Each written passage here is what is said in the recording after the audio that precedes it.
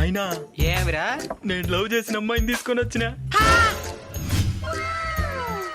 చూడండి మళ్ళా వెనకాల నిలబడమని దాన్ని. అదెట్లా నచ్చింది నీకా? ఒకసారి నా కళ్ళతో జున్నైనా. పీకి చూస్తా. అయినా దాన్ని ఏ కులమో కూడా తెలియకుండా ఎట్లా పెళ్లి చేసుకుంటావా? మన కులం కాదు నైనా. మన కులం కదా పుడిచింది, పరువు మొత్తం గంగలో కలుసుకొని పుడిచింది.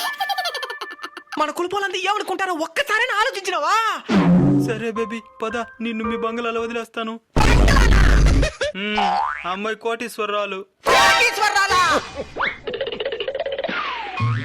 ఇంకా ఎందుకమ్మ నిలబడుకొని ఉంటావు? కూర్చో తల్లి.